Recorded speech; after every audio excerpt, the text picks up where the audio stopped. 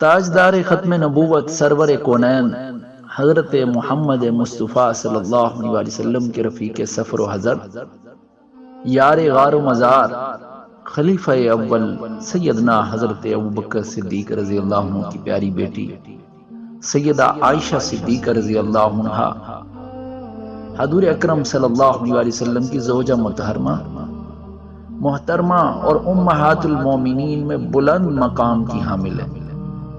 ان کا لقب صدیقہ اور حمیرہ ہے، کنیت ام عبداللہ ہے۔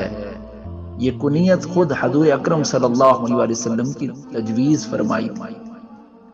اس کی تفصیل یہ ہے کہ عرب میں کنیت رکھنا شرافت کا معیار اور علامت سمجھی جاتی تھی۔ ایک دن انہوں نے نبی کریم صلی اللہ علیہ وسلم سے عرض کیا کہ عرب کی عورتیں کنیت سے مشہور ہیں، آپ صلی اللہ علیہ وسلم میری بھی کوئی کنیت تجویز فرما دیں۔ اس پر آپ صلی اللہ علیہ وسلم نے فرمایا، اپنی کنیت عبداللہ کے نام کی نسبت سے ام عبداللہ رکھ لو۔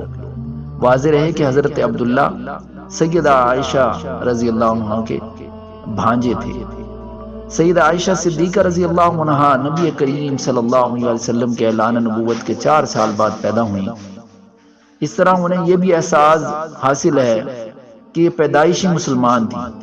یہ ایک ایسا اعزاز ہے جو حضرت سیدہ عائشہ صدیقہ رضی اللہ عنہ کو اسلام کی ان برگزیدہ شخصیات کی فہرست میں داخل کرتا ہے کہ جن کے کانوں نے کبھی کفر و شرک کی آواز تک نہیں سنی۔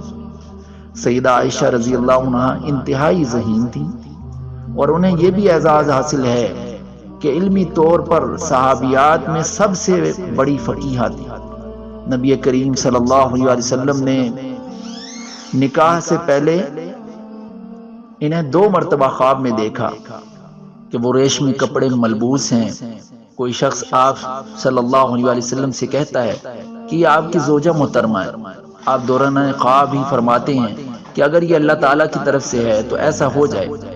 اسی خواب کی بنیاد پر رسول اکرم صلی اللہ علیہ وسلم نے حضرت ابوبکر صدیق رضی اللہ عنہ کے ہاں حضرت عائشہ صدیقہ رضی اللہ عنہ کا نکاح کا پیغام بھجوایا۔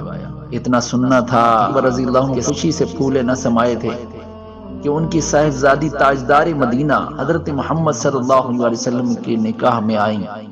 چنانچہ فوراً راضی ہو گئے اور شوال کے مہینے میں 400 درہم کے حق مہر پر آپ کا نکاح ہوا۔ بحیثیت زوجہ 9 سال نبی کریم صلی اللہ علیہ وسلم کی رفاقت میں اس طرح گزارے کہ ایک دوسرے کے ساتھ انتہائی محبت کے ساتھ پیش آتے تھے۔ نبی کریم صلی اللہ علیہ وسلم نے آپ کی بہترین تربیت بھی فرمائی، اور یہ سیدہ عائشہ صدیقہ رضی اللہ عنہ کا ذوق و شوق تھا کہ انہوں نے علمی میدان میں بھی اس موقع سے فائدہ اٹھایا اور علوم اسلامی کے بہت بڑے ذخیرے کو نہ صرف اپنے پاس محفوظ فرمایا بلکہ ہر موقع پر امت مسلمہ کی رہنمائی بھی فرمائی۔